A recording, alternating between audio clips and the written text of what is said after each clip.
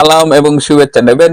বাংলাদেশ আবার ঘটনাবহুল দিন কাটাচ্ছে। উচ্চ পদস্থ সেনা কর্মকর্তা যমুনায় গিয়েছিলেন, তিনি ডক্টর ইউনূসের সাথে সরাসরি কথা বলেছেন এবং সেটি নিয়ে আমি আজকের আগের এপিসোডে বলেছি যে সেনাবাহিনীর পক্ষ থেকে জানানো হয়েছে বাংলাদেশে বর্তমানে যা হচ্ছে তা অগ্রহণযোগ্য। তার উত্তরে ডক্টর ইউনূস 1 মাসের সময় চেয়েছেন এবং বলেছেন 1 মাসের মধ্যে তিনি চেষ্টা করবেন সবকিছু ঠিক করে দিতে। সেনাবাহিনীর পক্ষ থেকে সেই সেনা কর্মকর্তা তখন জানিয়েছেন আপনি 1 মাস সময় পাবেন কিনা সেটা এই মুহূর্তে নিশ্চিত করে বলা যাচ্ছে না। তারপরেই 3 দলের সাথে আলাদা আলাদা করে ডক্টর ইউনূস মিটিং করেছেন, বিএনপি, জামায়াতে ইসলাম এবং শিশু পার্টি এনসিপি। 3টি দলের সাথেই ডক্টর ইউনূস একই কথা বলেছেন। খুব ইন্টারেস্টিং একটা ব্যাপার, দলগুলো বের হবার পরে মিডিয়ায় যে কথা বলেছেন সেটা তারা নিজেদের মনের মাধুরী মিশিয়ে বলেছেন। অনেক কিছুই আসলে ভেতরে আলোচিত হয়নি, ভেতরে খুব কনক্রিট আলোচনা হয়েছে। মূলত ডক্টর ইউনূসের পক্ষ থেকে, যেহেতু সেনাবাহিনীর কাছ থেকে তিনি একটা মেসেজ পেয়েছেন এবং তিনি 1 মাস সময় চেয়েছেন, যে সময়টা তাকে দেওয়া হবে কিনা সেটা ইনশিওর করা হয়নি, সেই প্রেক্ষিতে ডক্টর ইউনূস কিছু কথা বলেছেন।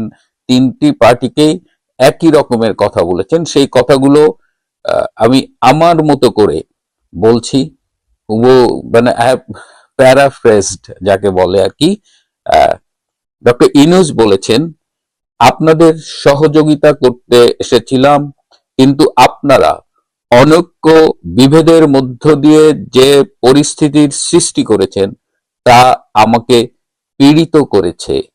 এই পীড়াটাই আমাকে বাকি জীবন তাড়িয়ে বেড়াবে। আমি তো আমার সর্বোচ্চ ঝুঁকিটাই নিয়েছিলাম। অর্থাৎ ডক্টর ইউনূস একদম ভেঙে পড়েছেন। যেভাবে আপনারা তো জানেন, আমার চাইতে ভালো জানেন, যেভাবে দেশ চলছে এটাকে দেশ চলা বলে না। আজকে এনসিপি সবাই মুখ খুলে ফেলেছে, মানে লাল বদরাই আজকে বলছে যে দেশ পরিচালনায় ডক্টর ইউনূস সম্পূর্ণ ব্যর্থ হয়েছেন। কেউ একজন বলেছে ডক্টর ইউনূস নপুংসক এবং নানান নানান বিশেষণে তাকে মানে অভিহিত করা হচ্ছে, যেটা আসলে ডক্টর ইউনূসের মতো মানুষ যারা নিজেদের ইমেজের ব্যাপারে খুব কনসার্ন এবং যারা তাদের পাবলিক রিলেশনস এর জন্য মিলিয়ন মিলিয়ন ডলার খরচ করেন, সেরকম একটা মানুষ সারা জীবনে যা অর্জন করেছেন আজকে সবকিছু তিনি হুমকির মুখে ফেলেছেন এই সামান্য অবৈধ একটা পদ দখল করতে গিয়ে। এবং তিনি বাংলাদেশের মতো একটা দেশকে একদম ধ্বংসের মুখে ঠেলে দিয়েছেন। তিনি আরো বলেছেন, আমার উপরে ইনক্লুসিভ, ফ্রি এবং ফেয়ার একটা ইলেকশন করবার জন্য প্রচন্ড চাপ রয়েছে। আপনারা যেভাবে ভাবছেন যে ইচ্ছে মতো যাকে তাকে বাদ দিয়ে আপনার একটা নির্বাচন করে ফেলবেন, সেটা সম্ভব হয়তো হবে না। পুরো পরিস্থিতির এই মুহূর্তে দাঁড়িয়ে ডক্টর ইউনূস রীতিমতো হতাশায় ভুগছেন এবং এক ধরনের আত্মসমর্পণও তিনি করে ফেলেছেন। আমি আরেকটি সূত্রে জেনেছি যে তিনি আসলে তার সেফ এক্সিটটা নিয়ে ভাবছেন এবং তিনি কোথায় যাবেন, কোন দেশে যাবেন। প্যারিস তাকে জায়গা দেবে না, ফ্রান্স তাকে জায়গা দেবে না, মোটামুটি জানিয়ে দিয়েছে। তারপরেও তিনি এই বিষয়গুলো নিয়ে ভাবছেন এবং গতকাল এই উচ্চপদস্থ সেনা কর্মকর্তা দেখা করার পরে তিনি আসলে বলা যায় যে ভেতরে ভেতরে খুব ভেঙে পড়েছেন। আমার যে সূত্র ওই মিটিং উপস্থিত ছিল, তিনি আগেও আমাকে জানিয়েছিলেন যে ফেব্রুয়ারিতে নির্বাচন হচ্ছে না কিংবা হতে দেওয়া হবে না। এই যে হতে দেওয়া হবে না, এইটার কারা কারা? এটার সাথে জামাত জড়িত, এটার সাথে এনসিপি জড়িত। আবার বর্তমানে যেভাবে নির্বাচনটা তারা করতে চাচ্ছে, আওয়ামী লীগকে বাদ দিয়ে, জাতীয় পার্টিকে বাদ দিয়ে, 14 দলকে বাদ দিয়ে, সেটি এই যে ইনক্লুসিভ না করা এক্সক্লুসিভ ইলেকশন, সেটি আবার হতে দেবে না। সেখানে ইন্টারন্যাশনাল স্টেক হোল্ডাররাও আছে, ইনক্লুডিং আমাদের প্রতিবেশী দেশটা। সুতরাং এই অবস্থায় আমার সূত্র সর্বশেষ আমাকে জানালো যে আমাদের জন্য ভালো কিছু হচ্ছে না। আপনাদের জন্য ভালো কিছু হচ্ছে কিনা আমি জানি না। আপনাদের মানে আমাদের, তার মানে ইনুসদের জন্য ভালো কিছু হচ্ছে না, ইনুসের প্রতিপক্ষ যারা আছে তাদের জন্য ভালো কিছু আছে কিনা সেটা তিনি জানে না। তো এদিকে সেনাবাহিনীর ভূমিকা নিয়ে কথা হচ্ছে, এবং জামাতের একজন থিঙ্ক ট্যাঙ্ক আমাকে বলেছেন যে সেনাবাহিনীকে আসলে বিশ্বাস নাই, তাদের বন্দুকের নল কখন যে কার দিকে ঘুরে যায় সেটা ঠিক নাই। এবং কালকে আপনারা খেয়াল করেছেন যে যারা ইউনূসের সমর্থক বা লাল বিপ্লবের সমর্থক তারা কিন্তু সামাজিক যোগাযোগ মাধ্যমে সেনাবাহিনীকে প্রচন্ড কড়া ভাষায় আক্রমণ করেছেন। সুতরাং এবং সেনা প্রধান ওয়াকারের উপরে স্পষ্ট চাপ রয়েছে সেনাবাহিনীর ভেতর থেকে, দেশের ভেতর এবং বাইরে থেকে, যে এই মুহূর্তে যা করণীয় দেশের এবং মানুষের স্বার্থে সেই ভূমিকাটি জেনারেল ওয়াকার যেন রাখেন। যদি তিনি সেটা না রাখেন তাহলে ওয়াকারের ফেট নিয়েও হয়তো আমাকে খুব তাড়াতাড়ি আরেকটা পর্ব করতে হবে। হতাশ বিএনপির হতাশা আরো এক দফা বাড়ালো অধ্যাপক ইউনূসের উপদেষ্টা পরিষদ। একদিন আগেই তারেক রহমান হতাশা লুকাতে না পেরে বলেছিলেন, এমন তো হওয়ার কথা ছিল না। সেদিনই আবার জামাত নেতা আব্দুল্লাহ তাহের বিএনপিকে আলোচনায় বসতে প্রস্তাব দিয়েছিলেন। অধ্যাপক ইউনূসের উপদেষ্টা পরিষদ বিএনপিকে কাঁচা গায়ে নুনের ছিটা দিতেই রুখে নিলেন জামাতের সেই প্রস্তাব। উপদেষ্টা পরিষদের জরুরি বৈঠক শেষে জানা গেল, রাজনীতির খেলার মাঠে অধ্যাপক আলী রিয়াজ যে গিট্টুটি লাগিয়ে দিয়েছেন সেটি ছোটাতে হবে রাজনৈতিক দলগুলোকে। এতদিন ঐক্যের নামে তামাশা খেলায় ম্যাচ রেফারি ছিলেন অধ্যাপক ইউনূস, আর খেলা চালাতো আরেক রেফারি আলী রিয়াজ। ঐক্যবদ্ধ কমিশনের নামে ছিল বড় এক খেলার মাঠ। এবার বিএনপিকে সরকার জানিয়ে দিয়েছে, নতুন খেলায় না থাকবে মাঠ, না থাকবে রেফারি, যেমন খুশি তেমন সাজোর মতো খেলায় নিজেদেরকে ঐক্যে পৌঁছাতে হবে। চোখে সর্ষে ফুল দেখতে পাওয়া বিএনপি আপাতত দিশেহারা। দিশা ঠিক করতে জরুরি তলবে লন্ডনে পাড়ি দিয়েছেন দলটির নেতা সালাউদ্দিন আহমেদ। ঘরের হতাশা যাতে মাঠে ছড়িয়ে না পড়ে সেজন্য দিয়েছে দাবার দুর্বল চাল। আকস্মিকভাবে 237 আসনে প্রার্থী ঘোষণা করেছে বিএনপি, যেখানে নির্বাচন নিয়ে কাটছে না অনিশ্চয়তা, তৃণমূলে বাড়ছে দলীয় সংঘাত, সম্ভাব্য জোট শরিকদের আসন ছাড় নিয়ে বিভিন্ন জায়গায় চলছে রক্তারক্তি। সেখানে দলীয় প্রার্থী ঘোষণায় এই কৌশল বিএনপিকে রাজনীতির মাঠে বাড়তি কোনো সুবিধা দেবে নাকি তফসিল ঘোষণার অনেক আগেই প্রার্থী ঘোষণার সুযোগ পাবে প্রতিপক্ষ? সূত্রগুলো বলছে, বিএনপির নাকের জল চোখের জল এক করার মিশনে নেমেছে সরকার একটি পক্ষ ও জামাত ইসলামী। 6 মাসে বহু নাটকের পর জুলাই সনদ নিয়ে জামাত এবং এনসিপির রেসিপি মেনেই বাস্তবায়নের সুপারিশ দেয় ঐকমত্য কমিশন। 28 অক্টোবর এই সুপারিশ জমা পড়ার পরে বেজে ওঠে নতুন রাজনৈতিক দামামা। দেখা যায় বিএনপি সহ সব দলের আপত্তির অংশ পুরোপুরি উধাও করে দিয়ে নিজের হাসজোড়ো সংবিধান গণভোটে পাঠানোর সুপারিশ করেছেন আলী রিয়াজ। সেই সঙ্গে কিংস পার্টিকে সামনে রেখে অধ্যাপক ইউনূসের মাধ্যমে কথিত সাংবিধানিক আদেশ জারির প্রস্তাব করা হয়। জামাতকে তুষ্ট রাখতে জাতীয় নির্বাচনের আগে গণভোটের অপশনও রাখা হয়েছে। ঐকমত্য কমিশনের এই সুপারিশে মাথায় আকাশ ভেঙে বিএনপি এখন দিশেহারা। যে দলের মহাসচিব সনদ পর কুর্নিশ ঠুকেছিলেন অধ্যাপক ইউনূসকে, তিনিই তোলেন প্রতারণা করার অভিযোগ। এমনকি দলের ভারপ্রাপ্ত চেয়ারম্যান তারেক রহমানের কণ্ঠেও শোনা গেছে স্পষ্ট হতাশা। কোনো ধরনের রাগঢাক না রেখেই তারেক রহমান বলেন, যথাসময়ে কি নির্বাচন হবে এমন তো হবার কথা ছিল না। বিএনপি নির্ভরযোগ্য কয়েকটি সূত্র থেকে জানা গেছে, ফেব্রুয়ারিতে ভোট না হওয়ার বিষয়ে এখন দলটির নীতি নির্ধারকরা মোটামুটি নিশ্চিত। এই অবস্থায় করণীয় কি হতে পারে তা ঠিক করতে জরুরি তলবে লন্ডনে উড়ে গেছেন স্থায়ী কমিটির সদস্য সালাউদ্দিন আহমেদ। বিএনপি যখন দিশেহারা তখন পোয়াবারও অবস্থানে আছে জামাত। দলের নেতারা সংকটের সব দায়ে চাপাচ্ছেন বিএনপির উপর। শুধু জামাতই নয়, শিবিরের নেতৃত্বাধীন ডাকসু নেতারাও কথা বলতে শুরু করেছেন। পরিস্থিতির ঘনঘটায় নাকাল বিএনপির সামনে নতুন বজ্রপাত হিসেবে এসেছে অন্তর্বর্তী সরকারের ঘোষণা। মিত্র রাজনৈতিক দলগুলোকে এবার নামানো হচ্ছে গ্লাডিয়েটর ভূমিকায়। 15 মাস ধরে মল্লযুদ্ধের সব আয়োজন শেষ করে ঘোষণা করা হয়েছে 7 দিনের সময়সীমা। বলা হচ্ছে, সংকট সমাধানের কোনো দায় নেবে না, 1 সপ্তাহের মধ্যে দলগুলোকে নিজেদের উদ্যোগে সমঝোতায় আসতে হবে। এর মধ্যে তারা ঐক্যবদ্ধ সিদ্ধান্ত দিতে না পারলে সরকার নিজের মতো করে সিদ্ধান্ত নেবে।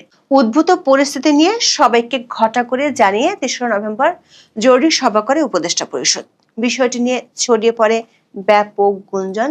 সোশ্যাল মিডিয়ায় কেউ কেউ দাবি করেন নির্বাচনের নির্দিষ্ট তারিখ এবং জুলাই সনদ নিয়ে প্রধান উপদেষ্টার ঘোষণা আসতে যাচ্ছে। তবে সব গুঞ্জন যমুনার জলে ভাসিয়ে গ্ল্যাডিয়েটরের মল্লযুদ্ধের সূচি ঘোষণা করেন উপদেষ্টা আসিফ নজরুল। দর্শক, উপদেষ্টা পরিষদের একটি সূত্র বলছে সরকার এখনো চূড়ান্ত হুইসেল বাজাতে চায় না, তারা আরো বেশ কিছুদিন খেলাতে চায় বিএনপিকে।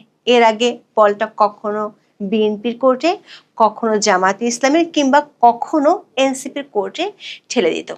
সেই খেলার মাঠ ছিল জাতীয় ঐক্যমত্য কমিশন নামে অধ্যাপক ইউনূসের নেতৃত্বে অদ্ভুত এক কমিশন, যার কাজ ছিল যত ধরনের অনৈক্য তৈরি করা যায় সে চেষ্টা করা। এবার আর সরকার খেলার মাঠ রাখেনি, কারণ খেলার মাঠের অবস্থা একেবারে সঙ্গীন করে দিয়ে মার্কিন অধ্যাপক আলী রিয়াজ সরে গেছেন। জনশ্রুতি আছে তিনি ফিরে গেছেন নিজের নিরাপদ স্থল যুক্তরাষ্ট্রে।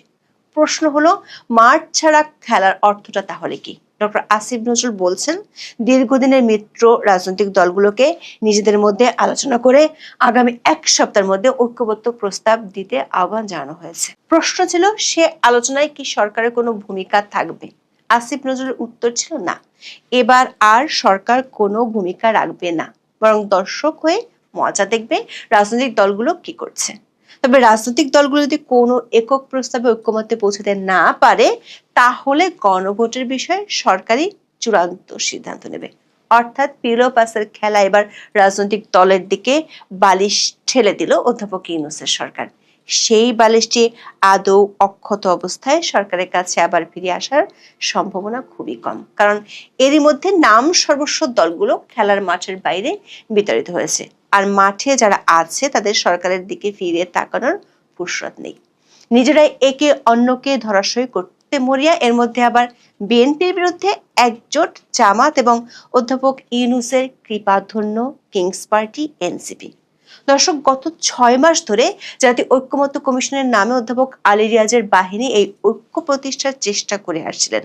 নিজেদের পছন্দসই দল নিয়ে রাষ্ট্রের বিপুল পরিমাণ অর্থ খরচ করে অনেকের গিট্টুটা ভালোভাবে বাদিয়ে দিয়ে ঐক্যমত্য কমিশন বিচার মানে তালগাছ রামার টাইপের একটি সুপারিশ জমা দেয়। সেই সুপারিশের প্রস্তাবগুলো নিয়ে যত বিপত্তি। এখন সরকার বলছে সরকারের বেঁধে দেওয়া গিট্টুর প্যাচগুলো খুলতে হবে রাজনৈতিক দলগুলোকেই। তার জন্য নিজেদের উদ্যোগে নিজেদের আলোচনা করে সমাধানে পৌঁছাতে হবে। হঠাৎ করে রাজনৈতিক দলগুলোর মধ্যকার এই যে আলোচনার মাধ্যমে সমাধানের কথা, সেই ধারণা উপদেষ্টা পরিষদ পেল কোথায়? ২রা নভেম্বর জামায়াত ইসলামের কেন্দ্রীয় নায়েবে আমির সৈয়দ আব্দুল্লাহ মোহাম্মদ তাহের রাজধানীর এক অনুষ্ঠানে দেশের পরিস্থিতি নিয়ে খোলামেলা কথা বলতে বিএনপিকে আলোচনায় বসার আহ্বান জানিয়েছিলেন। তার কয়েক ঘন্টা পর অধ্যাপক ইউনূসের উপদেষ্টা পরিষদ জামায়াত ইসলামী সুরে কথা বললেন। সেটি অবশ্য আসিফ নজরুল সংবাদ সম্মেলনে স্বীকার করেছেন। বলেছেন একটি রাজনৈতিক দল একদিন আগেই এমন প্রস্তাব দিয়েছে। প্রশ্ন হলো, একটি রাজনৈতিক দলের অনানুষ্ঠানিক প্রস্তাব মেনে সরকার যদি শর্ত চাপিয়ে দেয়, তাহলে এতদিন জাতীয় ঐক্যের নামে তামাশা কেন করলো? আবার সরকারকে এমন প্রস্তাব দেওয়ার জন্য ধন্যবাদ দিতেও দেরি করেননি জামাত নেতা আব্দুল্লাহ তাহের। ৩রা নভেম্বর যুগপৎ আন্দোলনের কর্মসূচি নির্ধারণে বাংলাদেশ খেলাফত মজলিস অফিসে ৮ দলের শীর্ষ নেতাদের সঙ্গে বৈঠক শেষে এক সংবাদ সম্মেলনে জনাব তাহের বলেছেন, রাজনৈতিক দলগুলোর মধ্যকার আলোচনায় অন্তর্বর্তী সরকারের প্রধান উপদেষ্টা মোহাম্মদ ইউনূসকে রেফারির ভূমিকা থাকতে হবে। তার মানে নিজেদের পছন্দসই রেফারি আগে থেকে ঠিক করে নিয়েছে জামায়াত ইসলামী। একদিন আগে জামাতের দেয়া প্রস্তাবের সমর্থনে কাজ করার বিষয়টিও তিনি তুলে ধরেছেন। তবে জামায়াত ইসলামী চায় অধ্যাপক ইউনূসই এই ঐক্য তামাশা খেলার শেষ বাঁশিটা বাজাক। সূত্রগুলো বলছে রাজনীতির খেলার মাঠে বিএনপির অবস্থা এখন দুগ্ধপোষ্য শিশুর মতো হয়ে গেছে। এনসিপির পক্ষ থেকে এরই মধ্যে বেশ কয়েকবার জানিয়ে দেওয়া হয়েছে তারা অধ্যাপক ইউনূসের কথিত সাংবিধানিক আদেশ চায়। সেই সঙ্গে জুলাই সনদের নামে আলী রিয়াজের হারচারু সংবিধানই তাদের একমাত্র আস্থা। এনসিপি নেতা হাসনাত আব্দুল্লাহ ২রা নভেম্বর বরিশালে এক অনুষ্ঠানে বলেন, জুলাই সনদের বাস্তবায়নের প্রক্রিয়ার অংশ হিসেবে গণভোটের আদেশ জারি করতেই হবে। অবশ্যই সেটি ডক্টর ইউনূসকে করতে হবে। অন্যদিকে ফেব্রুয়ারির আগে গণভোটের বিষয়ে এক চুলও ছাড় দিতে রাজি নয় জামাত। বিএনপিকে সব ধরনের চাপে রাখতে চায় দলটি। গণভোট কখন হবে, কিভাবে জুলাই সনদ বাস্তবায়িত হবে, পিআর পদ্ধতি নিয়ে বিএনপি যতগুলো সিদ্ধান্ত নিয়েছে সবগুলোতে তাদেরকে রাজনৈতিকভাবে পরাজিত করতে চায় জামাত ইসলামী। দলটির সিনিয়র নেতারা মনে করেন এটি করা গেলে ভোটের আগে বিএনপিকে নৈতিকভাবে পরাজিত করা যাবে। এতদিন যে ভোট হতে দেরি হলো, দেশে যে রাজনৈতিক অস্থিরতা ছিল তার জন্য সরাসরি বিএনপিকে দায়ী করা যাবে। মানে জামায়াত ইসলামী নির্বাচনের আগে প্রমাণ করতে চায় বিএনপি সংস্কার চায়নি, তারা শুধু ক্ষমতায় যেতে চেয়েছে। জামাতের একাধিক সূত্র বলছে বিএনপি যে কোনো মূল্যে সব ধরনের ছাড় দিয়ে নির্বাচন চায়, কিন্তু ভোটের আগে জামাত ইসলামী এমন পরিস্থিতি তৈরি করতে চায় যাতে সব ধরনের অচল অবস্থার জন্য বিএনপিকে দায়ী করা যায়। সেগুলোকে জামাত পাশে পাচ্ছে সমমনা ইসলামী দলগুলোকে। সংখ্যানুপাতিক পদ্ধতিতে সংসদ নির্বাচন সহ 5 দাবিতে যুগপৎ আন্দোলনে থাকা জামাত ইসলামী সহ 8টি ইসলামী দল 6 নভেম্বর অন্তর্বর্তী সরকার প্রধান উপদেষ্টা অধ্যাপক মোহাম্মদ ইউনূসের কাছে স্মারকলিপি দিবে। দর্শক, এই 5 দফার দাবি পূরণ করে নির্বাচন হতে হলে 2026 কেন 2028 সালের ফেব্রুয়ারিতেও নির্বাচন হবে কিনা তা নিয়ে আকাশ সমান সন্দেহ আছে। বিএনপি ও এনসিপি সূত্রে জানা গেছে পর্দার আড়ালে বিএনপির সাথে সরকারের কিংস পার্টি এনসিপির আসন ভাগাভাগি প্রায় চূড়ান্ত হয়ে গেছে। কয়দিন আগে এনসিপি নেতাদের জুলাই সনদ নিয়ে গলার সুর ছিল বেশ চড়া। বিএনপিকে নিয়ে ছেলে খেলা মন্তব্যে দলটির নেতাদের কে কাকে ছাড়িয়ে যাবে তা নিয়েছিল প্রতিযোগিতা। তবে পর্দার আড়ালের সমঝোতার কারণে সে সুর পাল্টে যেতে শুরু করেছে। এখন তারা দোষ দিচ্ছে সরকারের ভিতরে একটি পক্ষকে। এনসিপির সদস্য সচিব আক্তার হোসেন সংবাদ সম্মেলনে বলেছেন, ওই পক্ষটি ঐক্যমত্য কমিশনের সুপারিশের বাইরে গিয়ে নিজেরাই ঐক্যমত্য কমিশন হওয়ার চেষ্টা করছে। এই চেষ্টার কারণে নির্বাচন ঝুঁকিতে পড়বে।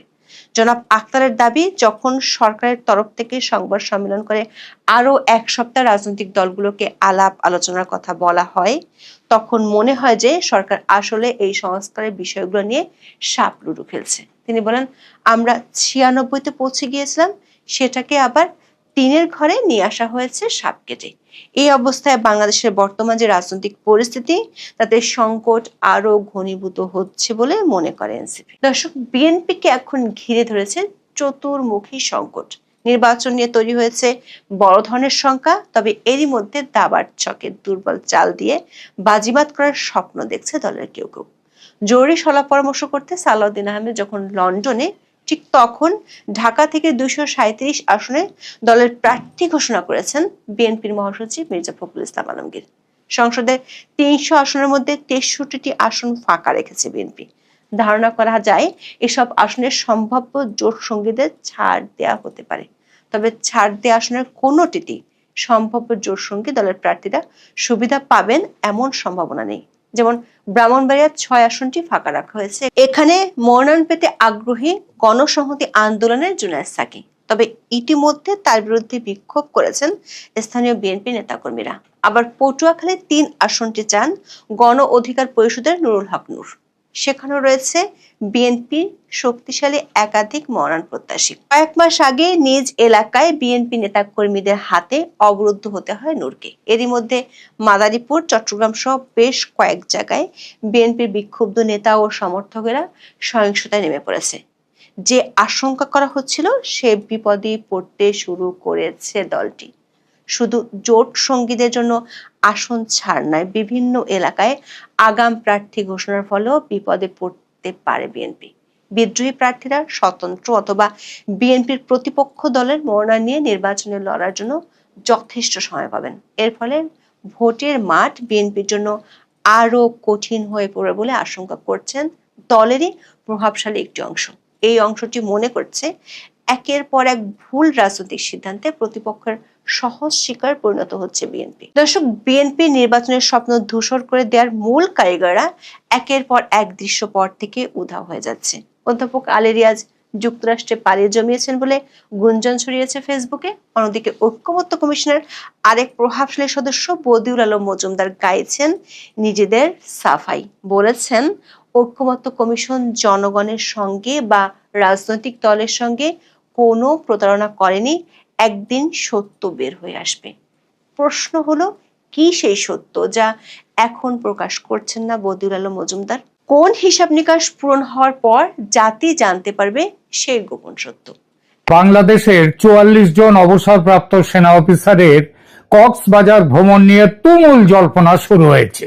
জল্পনার বড় কারণ, সেনাবাহিনীর ব্যবস্থাপনায় এই সফর হলেও আইএসপিআর বা সেনার আন্তঃবাহিনী সংবাদ মাধ্যম বিষয়টি সম্পর্কে কিচ্ছু জানে না বলে জানিয়েছে। এটা যে আদৌ বিশ্বাসযোগ্য নয় তা কয়েকটি তথ্য দিলে স্পষ্ট হবে। প্রথমত, যাত্রার বাহন ছিল সেনাবাহিনীর এভিয়েশন গ্রুপের একটি KSSA পরিবহন বিমান।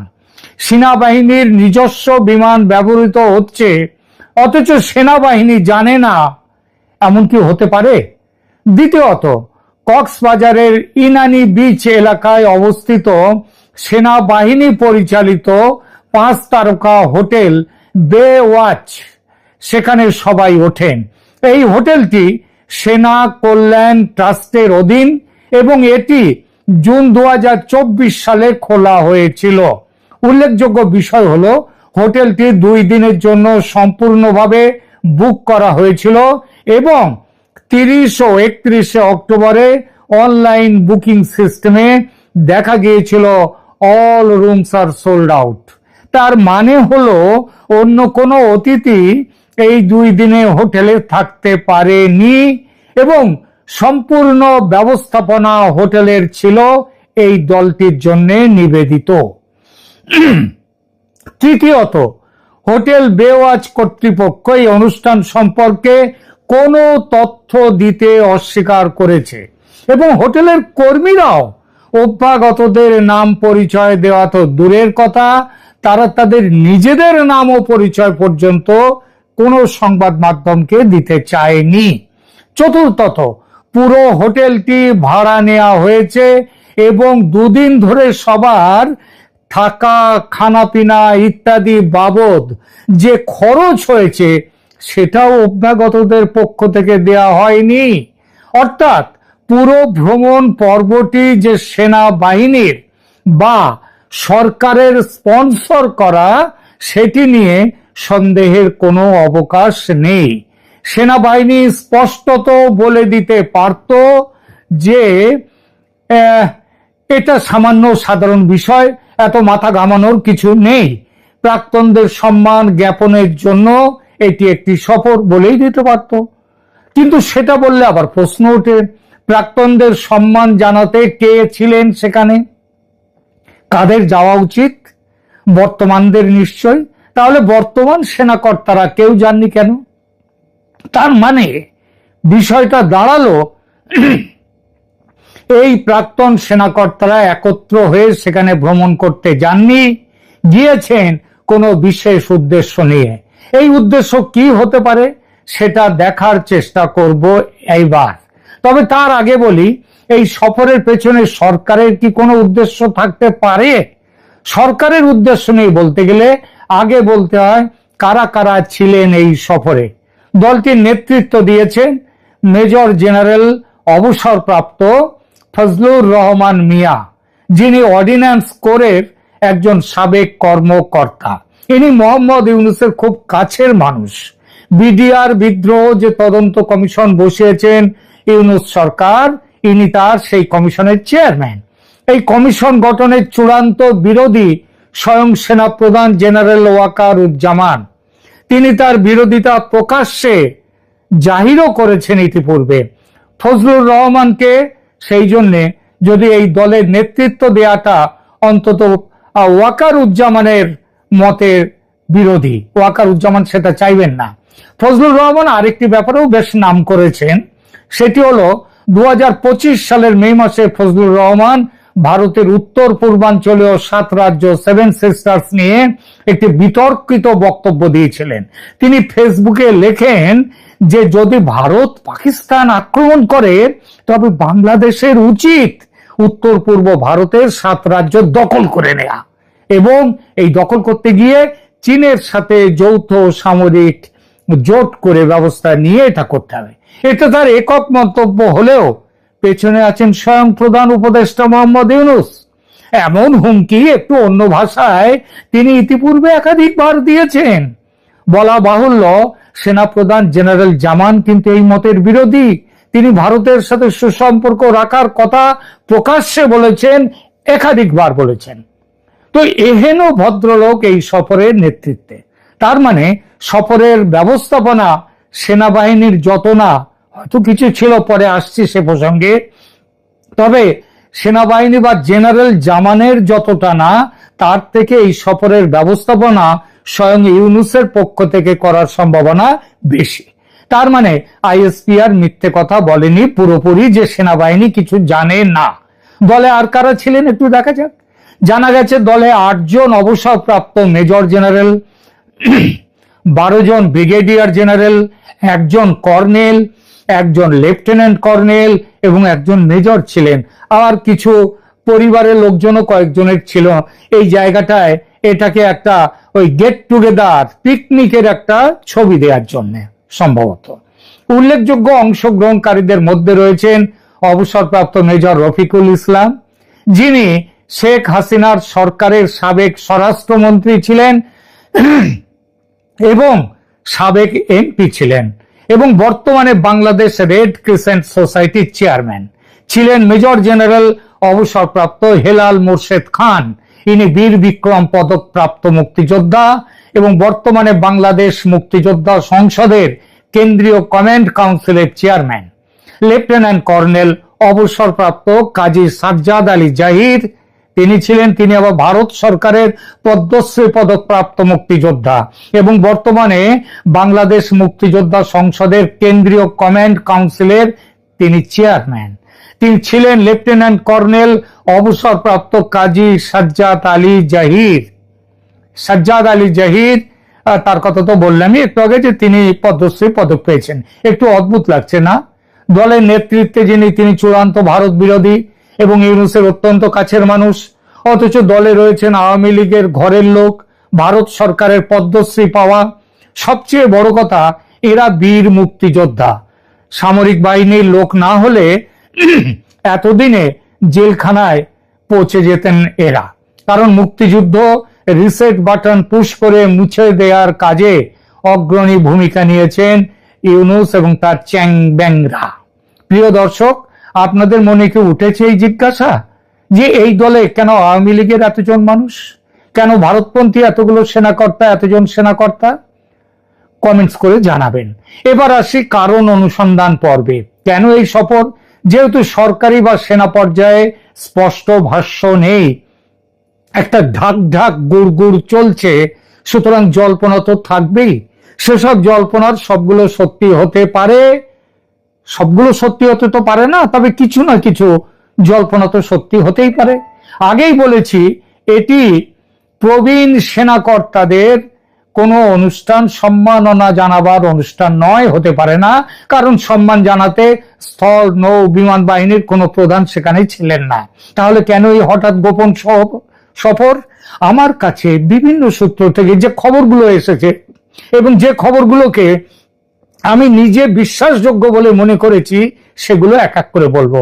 প্রথম সম্ভাব্য কারণটার পেছনে রয়েছে তুলসী গ্যাবার্ড। আমেরিকার এই খবরটির সূত্র ভারতের সেনাবাহিনীর পক্ষ থেকে, সেখান থেকে আমার সূত্র জানিয়েছেন। আমেরিকার জাতীয় গোয়েন্দা বিভাগের প্রধান তুলসী গ্যাবার্ড কয়েকদিন আগে ফোন করেছিলেন বাংলাদেশের সেনা প্রধান ওয়াকারুজ্জামানকে। বিষয় ছিল বাংলাদেশে আইএসআই এর উপস্থিতি ও সেটা নিয়ে আমেরিকার সতর্ক বার্তা।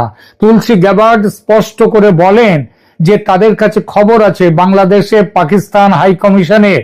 পাকিস্তানের হাই কমিশন যেটা ঢাকায় আছে, সেখানে আইএসআই এর 1 ব্রিগেডিয়ার, 2 কর্নেল, 4 মেজর এবং পাকিস্তান বিমান ও নৌবাহিনীর সাপোর্ট স্টাফ সমেত আইএসআই এর অফিসিয়ালরা মোতায়েন হয়েছে।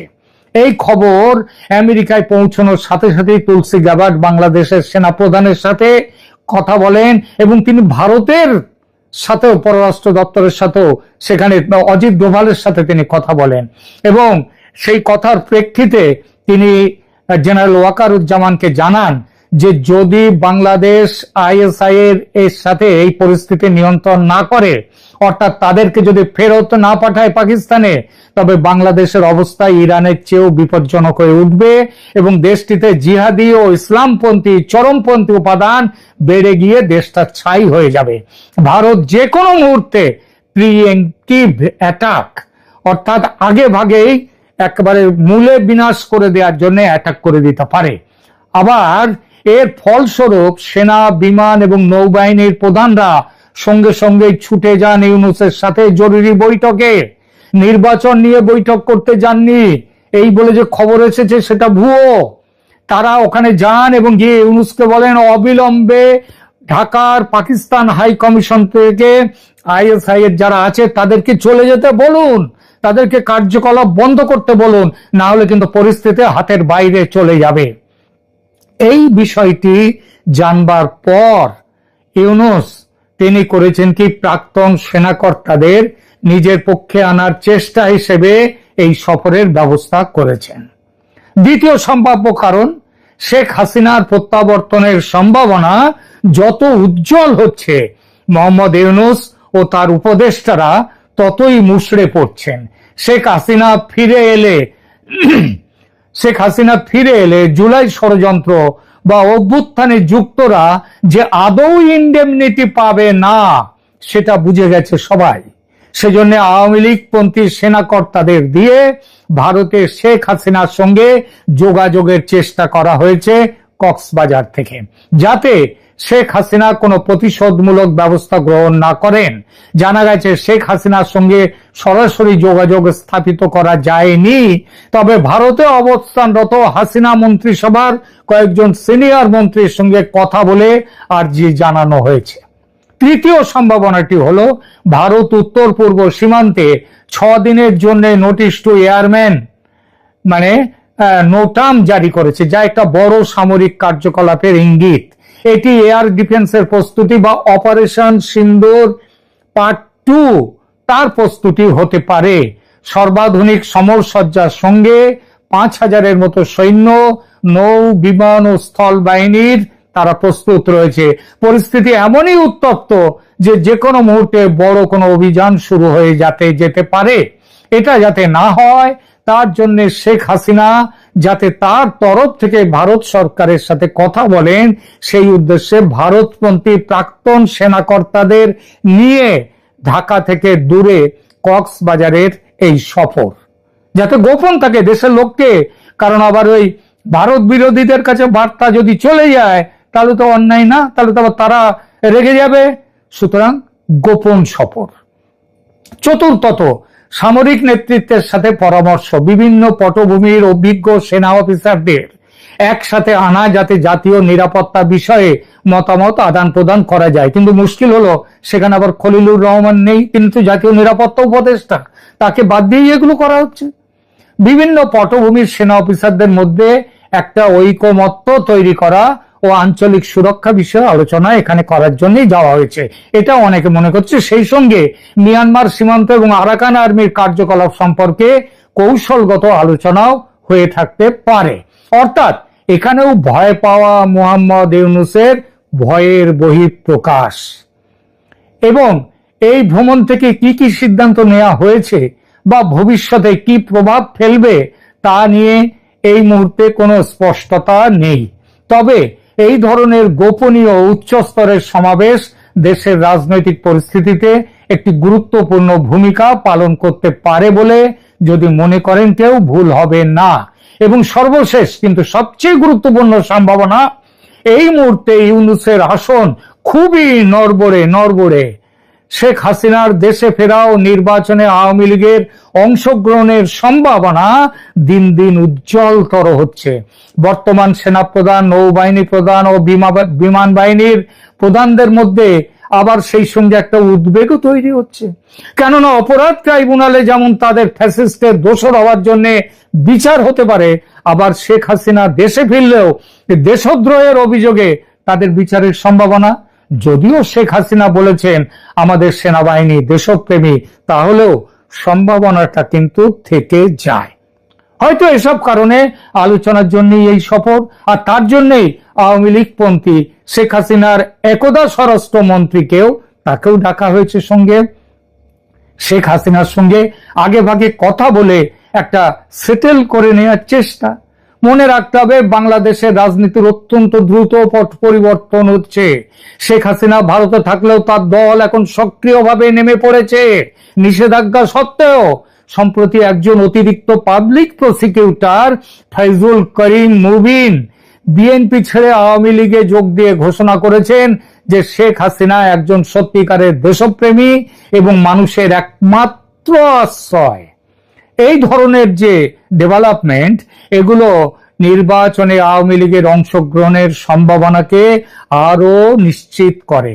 ভারতের গোয়েন্দা সূত্রের হিসাব, আওয়ামী লীগ নির্বাচনে এককভাবে কমপক্ষে 35 থেকে 40% ভোট পেতে পারে এবং সরকার গঠনের সবার আগে। এবং যদি শেখ হাসিনা দেশে ফিরে আসেন বা আওয়ামী লীগ ক্ষমতায় আসে, তাহলে অনেক কিছুই, যাদেরকে আজকে ফ্যাসিস্টের দোসর বলে যাদের বিচার হচ্ছে, সেই দোসর যারা বলছে তাদের বিচার হবে। এই পটভূমিতে 44 জন অবসরপ্রাপ্ত সেনা কর্মকর্তার কক্সবাজার সমাবেশ অত্যন্ত গুরুত্বপূর্ণ হয়ে ওঠে নানান কৌশলগত কারণে। প্রথমত, রাজনৈতিক জোটের সমন্বয় হচ্ছে এর মধ্যে দিয়ে। হাসিনা এবং আওয়ামী লীগের সাথে সম্পর্কিত অবসরপ্রাপ্ত অফিসারদের সাথে একত্রিত হওয়া সেনাবাহিনীর একটি সম্ভাব্য ভবিষ্যৎ বোঝাপড়া প্রতিফলিত করছে। 2, আইনি প্রতিরক্ষার একটা রূপরেখাও এখানে তৈরি হতে পারে যদি শেখ হাসিনা ক্ষমতায় ফিরে আসেন, কিংবা যদি এই সরকার, বর্তমান সরকার, তারা যদি অপরাধ ট্রাইব্যুনালে তাদের বিচার করতে যায়, সেখানে একটা সবাই মিলে একটা সুসংগত ন্যারেটিভ তৈরি করা দরকার। এই সমাবেশ সেই ন্যারেটিভ তৈরির একটা বড় জায়গা। সিভিল মিলিটারি জোট শক্তিশালী করা, কৌশলগত দৃষ্টিভঙ্গি থেকে বিভিন্ন সামরিক পটভূমির অভিজ্ঞ অফিসারদের একসাথে আনা, তাদের সম্মিলিত রাজনৈতিক প্রভাব, সেটা একটা বড় প্রভাব ফেলতে পারে।